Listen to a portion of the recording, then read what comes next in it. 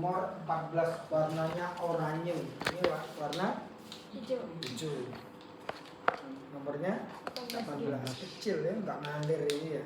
Kalau bayi bisa, tapi kalau orang dewasa kurang baik. Harusnya nomornya 14, ukur warnanya oranye, standar internasional. Jadi melihat dari jauh aja kita udah tahu oranye warnanya ukuran 14 ya. Kalau hijau warnanya berarti 18, warna biru 22, pink ya kan, ada warna pink 18, pink 16, kemudian berapa? Setia Novanto 26 ya. Bisa bagi. Nah, itu ya, ini bukan yang standar ya, tapi setidaknya kalian tahu. Oke, ini kemudian kalian butuhkan lagi ada lidokain. Ini cairan mentol ini ada nih, mentolin cairan untuk nebulisasi tadi pakai ini. Kemudian ada lidokain, tujuannya untuk apa? Kebiasaan, tidak ada itu. Oh ini tadi ada lidokainnya. Kemudian kita gunakan squid, tergantung dari pasiennya ya, beda-beda. Kalau pasiennya nggak tahan nyeri, biasanya kita pakai 2 ampul. Kalau pasiennya tahan nyeri ya 1 ampul cukup. Kemudian kita butuh hand scoop pastinya. Kemudian untuk wadah penampungnya biasanya kita gunakan urine bag. Ini nggak ada, kemarin pas kita itu sudah minta urine bag sama transfusi set, nggak ada juga.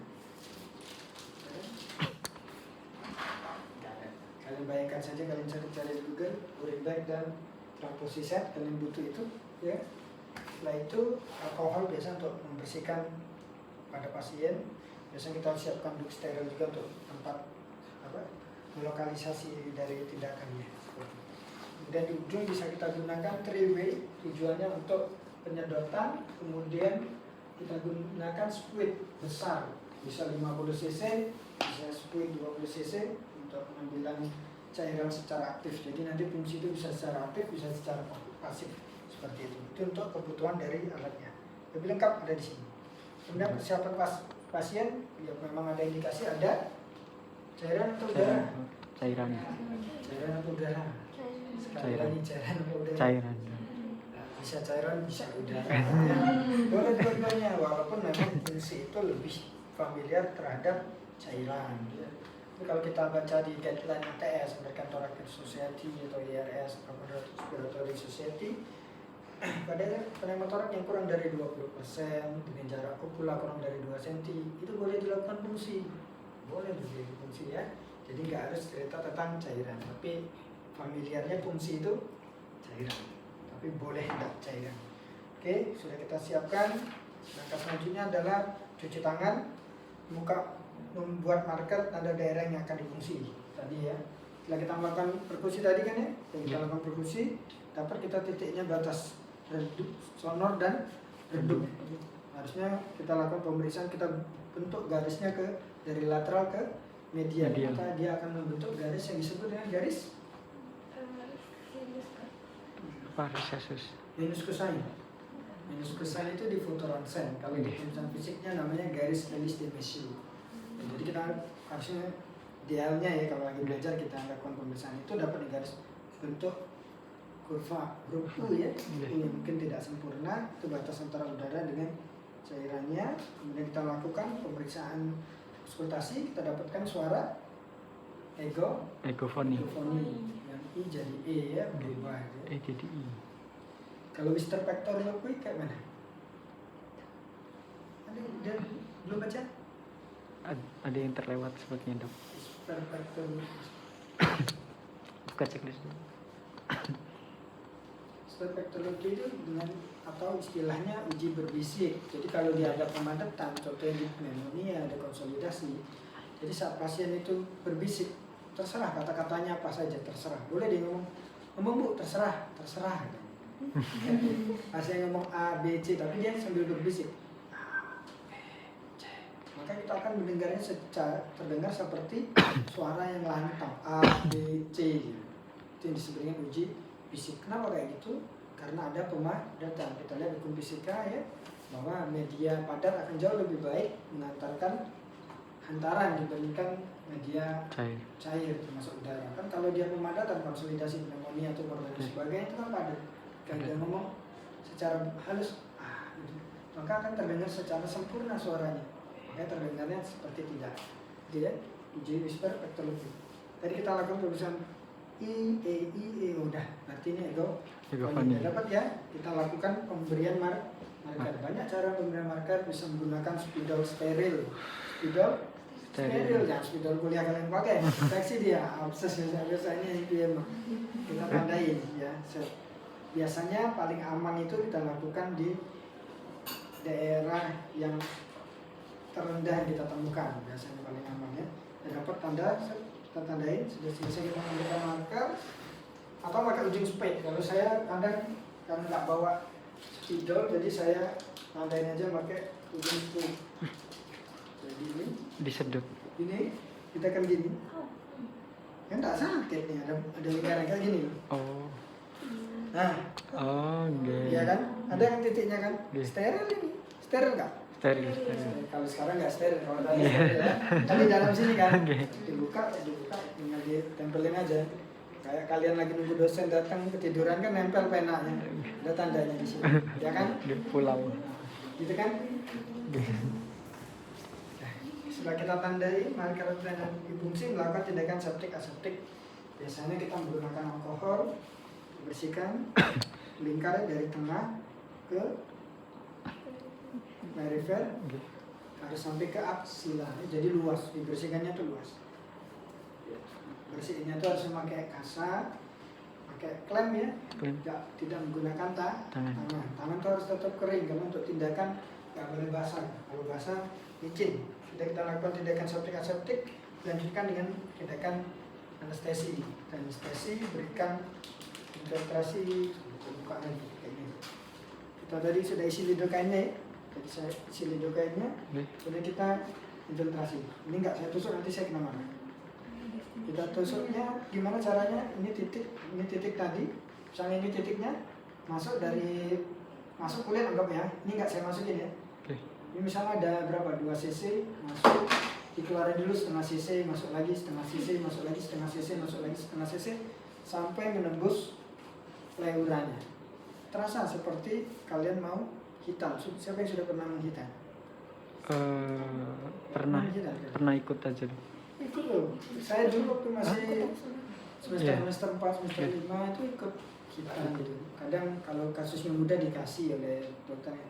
Dek, kamu dek yang bius gitu. Kan seperti menembus kertas truk. Iya. Sama ya.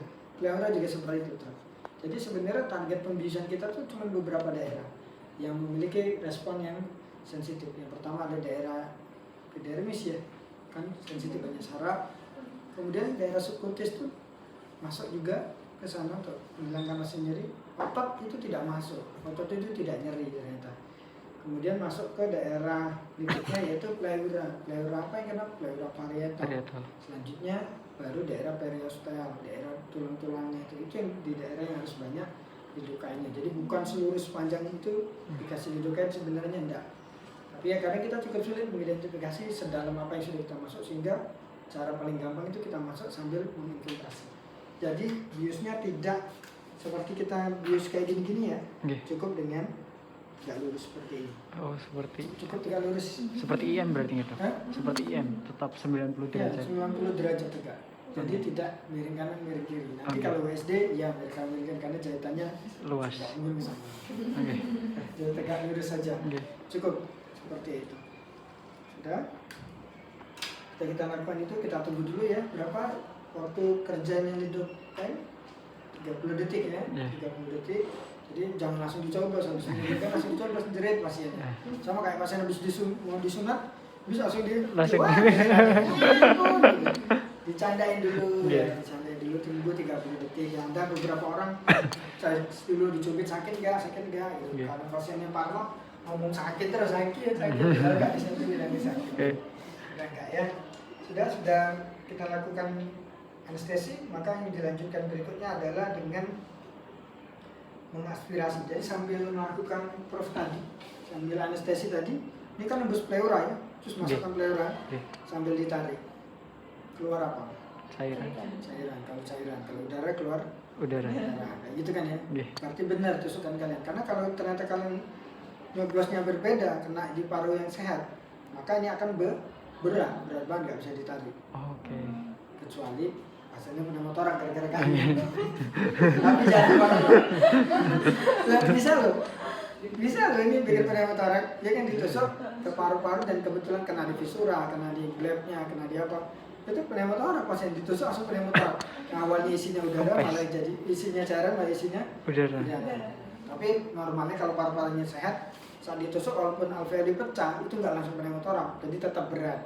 Ditarik nggak bisa. Jadi kalau berat jangan dilanjutkan. Jadi harus enteng, tarik harus enteng. Oke. Termasuk cairan, kalau keluar cairan berat itu nggak boleh dilanjutkan karena volumenya sedikit berat, jadi nggak usah dikeluarkan. Sudah tetap ditarik keluar, oke benar, berarti ini titiknya. Ini prosedurnya. Pada beberapa referensi itu tidak dilakukan kayak gini. Harusnya sebelum dilakukan prosedur tadi sudah persiapan alat, cuci tangan, kemudian sebelum memberikan marker itu di proof diagnostik dulu namanya. Jadi dipastikan dulu ini titiknya memang enteng dan ada cairannya.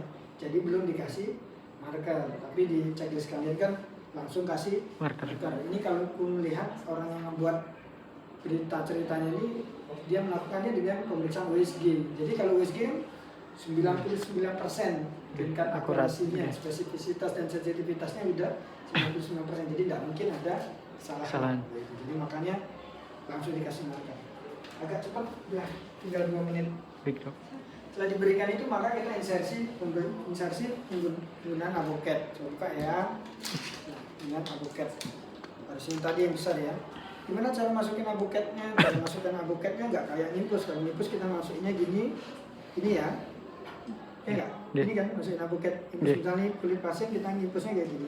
30 sampai 45 derajat masuk. Tapi kalau dia ada pada daerah fungsi maka masukinnya itu tegak lurus. Posisi tangannya banyak caranya. Kalau saya megangnya kayak gini. Ini masuk, ini memberikan tekanan. Jadi saat masuk akan masuk ke dalam sini. Nanti akan keluar cairan di ujung sini kayak imbas, menandakan bahwa sudah masuk. Titik fungsi kita benar itu ya. Jadi berbanyak cara. Kalau dia ini kan panjangnya pendek banget ya, cuma sekitar 3 cm. Tapi kalau avocat 14 itu panjangnya 5,1 cm. Jadi cukup panjang. Jadi biasanya kita kalau sudah masuk dan terasa menembus pleura, itu jarumnya kita tarik dikit dulu. Kita tarik dikit dulu jarumnya. Kita mundurin jarumnya. Kita mundurin jarumnya. Biar yang masuk adalah daerah tumpul. Jadi kalau kita masuk sudah nembus pleura, jarumnya kita tarik dikit. Biar ujungnya tidak lancip. Feel lagi-lagi feel ya. Pengalaman lah yang bercerita ya. Tetap masuk terus kerasa baru mundur. Baru kita masukkan semuanya atau separuh sesuai dengan keinginan kedalaman dari USG yang kita lakukan tadi. Seperti itu. Jadi nggak dimasukkan secara tajam. Kalau semuanya langsung kita masukkan tajam, takutnya ada organ di sana, ada paru dan lain sebagainya. Meskipun kalau ada infusi biasanya yang di fungsi itu pasti cukup aman untuk dimasukkan semuanya. Tapi yang standar itu kita masukkan sudah menembus pleura, tarik dulu jarumnya dikit, baru dimasukkan selongsong semuanya, avocatnya dilepas. Avocat dilepas, posisi nempel. Jadi kan nempel di dinding dada kayak gini. Ini keluar cairan. Dah, ditunggu sampai setengah jam. Enggak ya. Nah, motor ya ada udara masuk. Ada udara kan, ekspirasi kan. Masuk ada udara jadinya hidropneumotorak, kasus baru kan. Pas ini keluar ya langsung ditutup pakai tangan, baru dihubungkan dengan set fungsi. Nomor 7, insersi avocat nomor 14 hingga menembus pleura, tarik mandrik perlahan, jarumnya ditarik. Perlahan mendorong kanula ke dalam pleura. Udah masuk, lepaskan mandrik, tutup kanula dengan jempol, hubungkan dengan set transfusi. Set transfusinya itu ya. Besok. Nah, ini set transfusinya. Boleh dibuka nggak? Boleh, Dok. Boleh. Kalian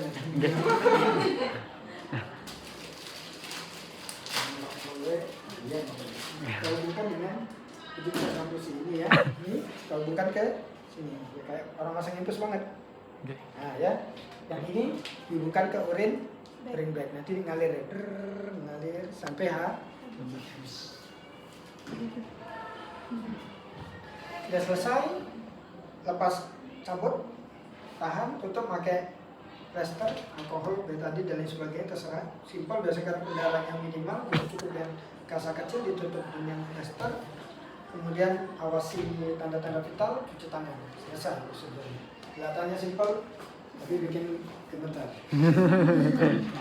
Cukup dari saya hari ini. Nanti kita lanjutkan lagi besok ya.